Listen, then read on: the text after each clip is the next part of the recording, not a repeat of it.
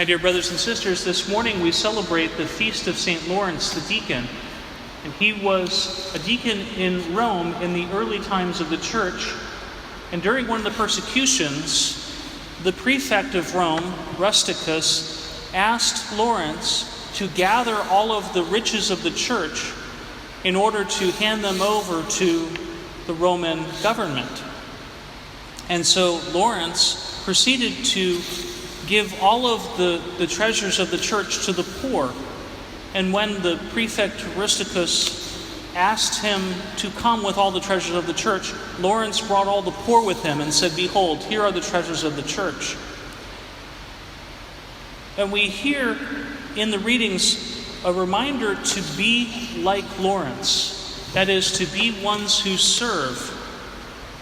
Blessed is the man who is gracious and lends to those in need. We also hear about serving. Whoever served me must follow me in the gospel. But brothers and sisters, we may be hard-pressed at times to know, how can we imitate someone like St. Lawrence? He went to his death as a martyr and was given supernatural joy to endure the torture without suffering pain. What we heard in the first reading, I think the key to the mystery of how we can imitate St. Lawrence. And it says, whoever sows sparingly will also reap sparingly. I don't think that St. Lawrence woke up one day and all of a sudden had the grace to be a martyr. I think that it had to do with his constant prayer life. Constantly seeking the Lord, constantly asking the Lord, recognizing his own poverty, and constantly asking the Lord to enrich him. And we hear what it says, that God will give every grace. God is able to make every grace abundant for you, so that in all things, always having all you need, you may have an abundance for every good work. This should give us a great hope that no matter what it is that we are struggling with, or whatever it is that we're hoping to grow to be like, that God will give us the grace.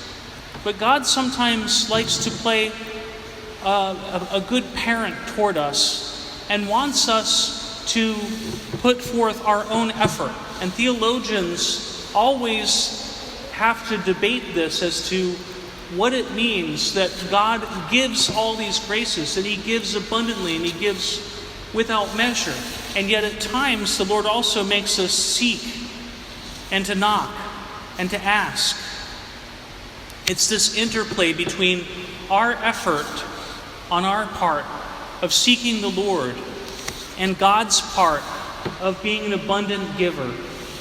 And so we want to ask the Lord specifically for that grace to seek, to be sowing in these proper fields, the fields of righteousness, the fields of purity, the field of truth, to be sowing seeds of faith in God's goodness to us. Because as it says, God is able to make every grace abundant for us. He's even able to make us endure martyrdom, should that be what God has for us. Amen.